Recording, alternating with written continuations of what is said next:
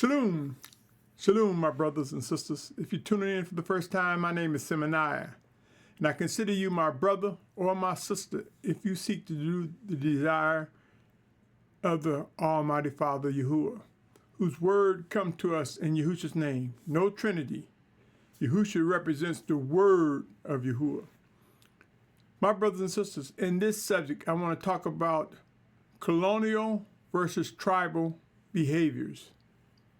You see, we will transition from colonialism to tribalism. You see, there are 12 tribes to Yahusha that will fulfill the desires of the Almighty Father, along with sojourners who have been grafted into the body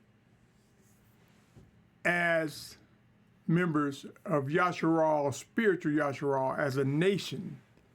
You see, there are individuals who look at Yahusha as a nationality based on race, and they forget that there is the spiritual Yahusha, which is all those who seek to do the will of the Almighty Father. Romans let us know that all of Yahusha are not of Yahusha. They're not of the same, because there are wicked Yahusha, just like there are wicked Gentiles. And that Yahuah chose to name his nation Yahusha. Sojourners are grafted in to be part of spiritual Yahusha. You will get to understand that in the coming days, because there are a lot of promises in which Yahuah has made to his people. Let me read something to you, my brothers and sisters. 1 Corinthians 12 through 14. Let me read that. It says, "For as the body is one," the body is one, not colonialism, "and has many members, but all the members of the one body, of that one body, being many, are one body, so also is the Messiah.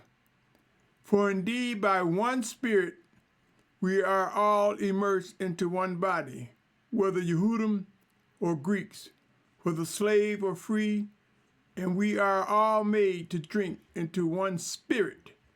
For indeed the body is not one member, but many." You might say, what does this have to do with colonialism versus tribalism? You see, colonialism say, get what you want, move where you want to be to make you feel good, to look good, whether it be in the urban, rural, or suburban areas. Colonialism talks about classes, how much money I have, how much wealth I have over the other person. It doesn't care about relationships. Colonialism bases its total structure on a capitalistic environment, an environment of greed. Some will say it's nothing wrong. There's nothing wrong with having stuff. There's nothing wrong with being rich. But greed to the point where it makes you step over someone that does not have the wealth that you have is wrong. That's colonialism. Tribalism is forging a relationship. No matter what you have, we're all a part of one body, and we must interact with one another in a way that suits the desires of the Almighty Father. Tribalism is looking after one another, caring for one another, from the least to the greatest. Sure, the greatest will have stuff, and the least will not, in some cases. But one thing about tribalism is some people are happy with having less. Some people are more happy with having more. Again, it's okay. But when you want more at the fate of another, that's colonialism. That's classism. There's a big difference, my brothers and sisters. How many of us know our neighbors? How many of us are around people that are set apart, that are living close by one another? You see, colonialism don't care what your beliefs are. It looks at the distribution of wealth. I was going to make a long post on this matter, but I want you to think on these matters, my brothers and sisters. Think about the words suburbs, rural, urban, classism, middle class, low class, high class. These are words that talks about the characteristics of a colonial behavior. Colonial doesn't care. Colonialism came over to a country that was occupied and claimed that they discovered it. Colonialism brought about a group of people that came into an occupied land and killed many of those who were already here. Colonialism was about getting to a place where a group of people can rule over one another. But tribal does not take that approach.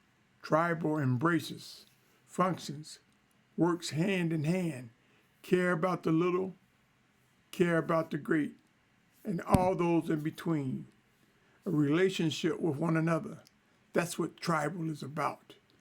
And we will see the transitioning of Yahusha because we have all been conditioned to some degree in this colonial behavior.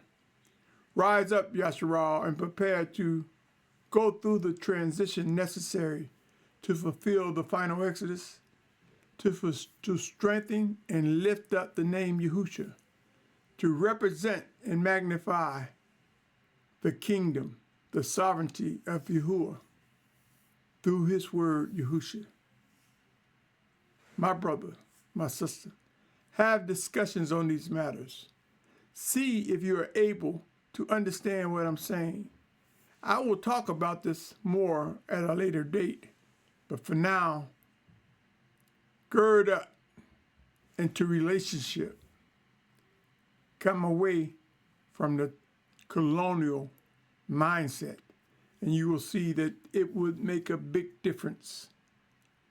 And some of us are gradually coming out of it. It's difficult, it's hard, because we are in captivity.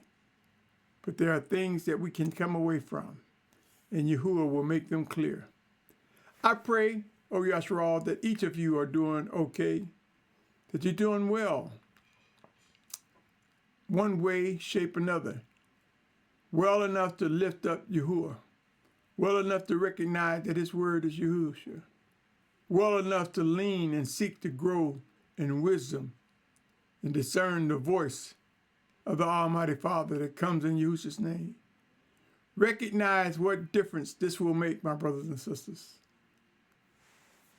For through the discipline of Abba Yahuah, we will come together, those that are alive for his esteem, to fulfill the promises that he hath made to us.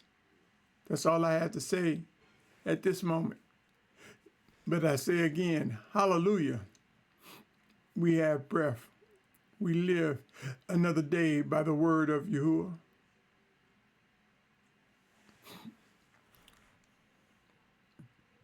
Let's do what he expects of us towards one another, towards the world. Let's show what set-apartness means from a righteous perspective. Shalom.